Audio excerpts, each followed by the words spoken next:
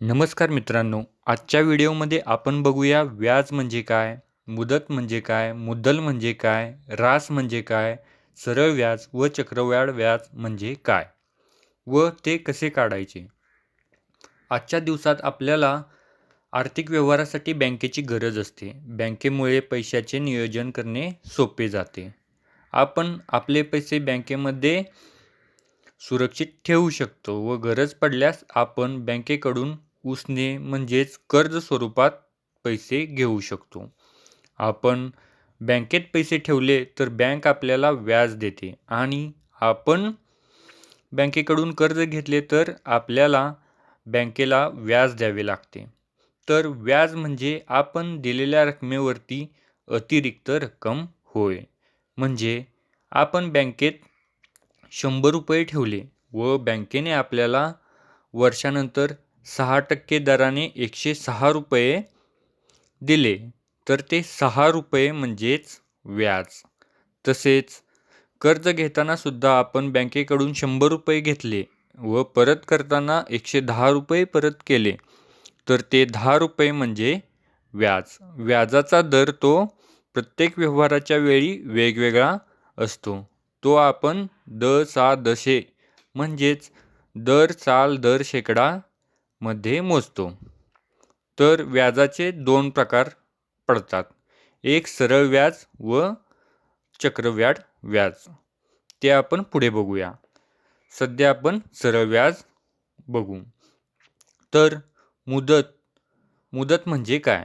आपण बँकेसोबत जो व्यवहार करतो तर आपण बँकेत पैसे ठेवतो किंवा बँकेकडून कर्ज स्वरूपात पैसे घेतो. त्या व्यवहाराला एक कालावधी ठरलेला असतो, त्यालाच आपण मुदत असे म्हणतात. तो 1 वर्ष, 2 वर्ष, 3 वर्ष असा असू शकतो. तर मुद्दल म्हणजे काय. तर मुद्दल म्हणजे आपल्या व्यवहाराची मूळ रक्कम.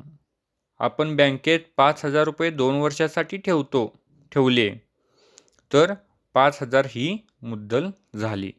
किंवा आपण कर्ज म्हणून बँकेकडून 10,000 घेतले तर 10,000 ही रक्कम मुद्दल झाली. तर रास म्हणजे काय. तर रास म्हणजे मुद्दल व व्याज यांची एकूण बेरीज केल्यानंतर त्या रकमेला रास म्हणतात. म्हणजे आपण बँकेकडून 100 रुपये एका वर्षासाठी घेतले व बँकेला 10 रुपये व्याज दिले तर 100 अधिक 10 110 ही रास झाली. रास म्हणजेच एकूण रक्कम. आपल्याला उदाहरणे सोडवताना रास म्हणजेच एकूण रक्कम काढावी लागते किंवा व्याज किती दिले ते काढावे लागते किंवा व्याजाचा दर काढा किंवा मुद्दल काढा अशी उदाहरणे विचारली जातात. तर आपण काही उदाहरणे बघूया. पण व्याज काढण्यासाठी कोणते सूत्र वापरतात.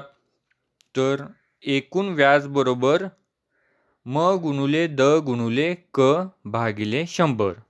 इथं म म्हणजे मुद्दल, द म्हणजे व्याजाचा दर, क म्हणजे मुदत किंवा कालावधी.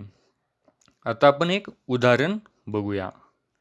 रिहानाने 1,500 रुपये शाळेच्या संचयिकेमध्ये 6.9 दराने 2 वर्षासाठी ठेवल्यास तिला एकूण किती रक्कम मिळेल.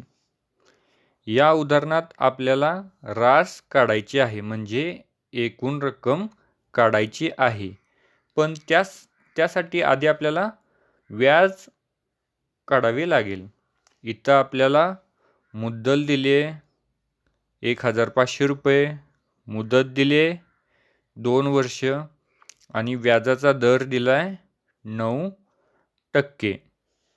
तर एकूण व्याज बरोबर म गुणुले द गुणुले क भागिले 100. इथं म म्हणजे मुद्दल 1,500 गुणुले दर 9 गुणुले मुदत 2 भागिले 100. इथं आता शून्याला शून्य गेले म्हणजे 15 गुणुले 9 गुणुले 2 बरोबर 270 रुपये. एकूण व्याज बरोबर 270 रुपये. तर आपल्याला एकूण रक्कम काढायची म्हणजे रास काढायची. रास बरोबर मुद्दल अधिक व्याज बरोबर मुद्दल 1500 अधिक व्याज 270 बरोबर 1770 रुपये. म्हणजे रिहानाला 1770 रुपये मिळतील. आता काही वेळा आपल्याला व्याज काढायचे असते, काही उदाहरणांमध्ये व्याजाचा दर काढायचा असतो, तर काही उदाहरणांमध्ये एकूण रक्कम काढायची असते. तर आपण सूत्रांमध्ये दिलेल्या किमती घालून उदाहरणे सोडवू शकतो. त्यासाठी उदाहरण लक्षपूर्वक वाचणे व समजून घेणे महत्त्वाचे आहे. अजून एक उदाहरण बघूया. तर 1700 रुपयांचे दशादशे काही दराने 2 वर्षाचे व्याज 340 रुपये येते. तर व्याजाचा दर शेकडा किती असेल? तर या उदाहरणात आपल्याला मुद्दल दिले 1700, मुदत दिले 2 वर्ष, व्याज दिले 340 रुपये आणि आपल्याला व्याजाचा दर काढायचा आहे.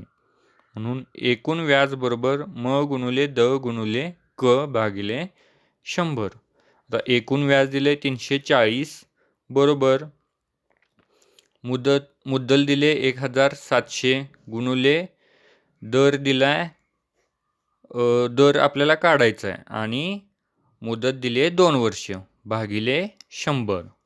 इथं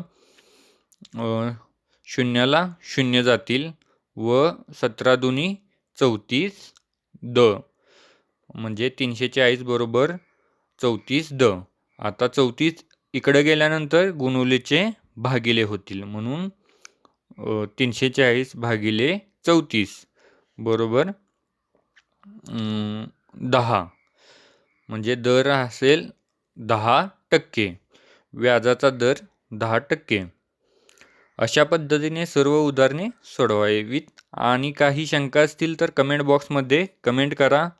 पुढच्या व्हिडिओमध्ये आपण बघूया चक्रवाढ व्याज म्हणजे काय. व अजूनही तुम्ही आपल्या स्टडी चॅनलला सबस्क्राईब केले नसेल तर सबस्क्राईब करा.